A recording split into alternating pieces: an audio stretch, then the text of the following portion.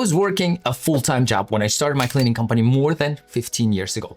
Working while launching a business isn't bad, but it provides security and gives you the chance to ease yourself into and establish your comfort level. In this video, I'll show you how to know if you're ready to make the transition from employee to business owner, or maybe that's not for you. Because wanting to escape traditional employment isn't necessarily a bad reason to start, but it is not enough on its own. If you hate your job, you don't need a business. You need a better job. If you're just trying to get away from your current work environment, there are simpler solutions. Finding new employment might be easier than building a business from scratch. Business ownership is not an escape. It's invitation to problems you didn't even know existed. If you think your boss is annoying, wait until you have employee who ghosts you, clients who refuse to pay, and unexpected expenses that literally wipe out your profit margins. That is reality of entrepreneurship. The difference is when it is your business, those problems come with unlimited potential. If that excites you, instead scares you, it might be ready. You might be the person for this. You need something more, a genuine interest in building a business, not just leaving your job. The challenges of entrepreneurship require deeper motivation than escape. Sometimes you will not even know if you have that motivation until you actually get started, which is why starting while employed can be valuable. Quick win number one, write down your reasons for wanting to start your business. Be brutally honest. Are you running from something or building towards something? If it's the former, rethink your approach. Even successful businesses often do not generate owner income for the 2 years from getting started. During this growth stage, most entrepreneurs reinvest their revenue into expansion. Consider whether you can handle a year or 2 year without drawing a salary. That isn't about taking a risk. It's about making sure your bills are paid so you don't quit at the first sign of a struggle. Business financing brings its own challenges. The average business loan reaches about $600,000, and interest payments can significantly impact profitability. And remember, entrepreneurship is not about throwing yourself into the deep end and hoping you learn how to swim. It's about knowing exactly where the lifeboats are before you dive in. Quick win number two, calculate your minimum monthly living expenses and multiply by 18. If you don't have that saved, your business needs to cover it before you quit your job. Let's now talk briefly about lifestyle consideration. A well-developed business can provide predictable revenue and reliable salary expectations, which is great, right? However, there's always however, business ownership never offers the same security as traditional employment, especially if you've been working for a large company. Market conditions shift, COVID, right? Priorities shift, crisis, recession, whatnot. New competitors emerge because you're just lazy and not able to follow up with the current trends, or you're just a shit boss and your employees walk out on you or whatnot. You don't own a business until it can survive without you. And before that, you just own a job with even less security. Time commitment varies dramatically in business ownership. Some weeks demand 60 plus. I remember working hundreds of hours, literally, of intense focus. 60 plus hours, it's like almost given, it's guaranteed. Other periods might allow you to step back, especially with good systems in place, SOPs, and good people. That's what's going to make or break it. The key difference, you can't simply take paid time off, which stands for PTO, and you know that when stress builds up. If your business falls apart without you for a week, congratulations, you don't own a business, you own a liability.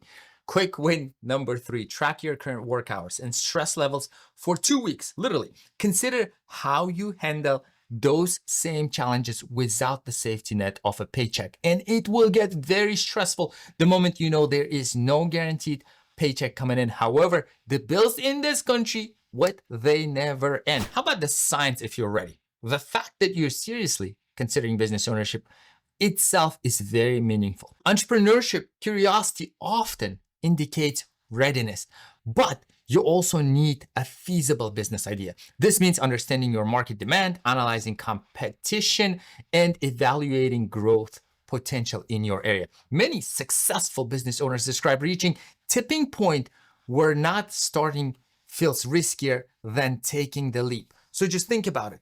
If you are thinking it's more riskier than not taking the leap, then you might be ready. When you find yourself constantly thinking about your business idea, developing plans, and seeing opportunity, you're likely ready to move forward. This is what happened to me. I had this uncontrollable sensation. I wanted to quit my job. I did not want it to work. Although I had the best bosses ever, I still have an awesome relationship with them, but I got to the point where I just wanted something of my own. I had no idea what kind of business I would do, what I was qualified for, and what I can handle, but it mattered not, because I just wanted something of my own. If you have that burning desire, then you might be ready, my friends. Your support system matters, but let's be clear, your support system is not your mom, your best friend, or your coworker, unless, of course, they are successful entrepreneurs themselves. Of course, those people love you, but they probably don't understand the sacrifices, risk tolerance, and mindset shift required to build something from the ground up. Their advice often comes from a place of caution, not experience. If you take business advice from people who have never built a business, you are setting yourself up for a failure. Trust me. Instead, surround yourself with people who have been there and have done what you want to do. Join entrepreneurial groups, attend networking events, and get around people who understand struggles and mindset of business ownership. You don't need validation. You need exposure to people who think bigger. As the great Jim Rohn said, you are the average of 5 people you surround yourself most. Be mindful who get to whisper in your ear. And your quick win number 4 is write down 3 specific ways your entrepreneurial network could help during your first year of business. If you don't have a strong network yet, make a priority to build one. And it is intentionally possible to build and surround yourself with people who will help elevate you.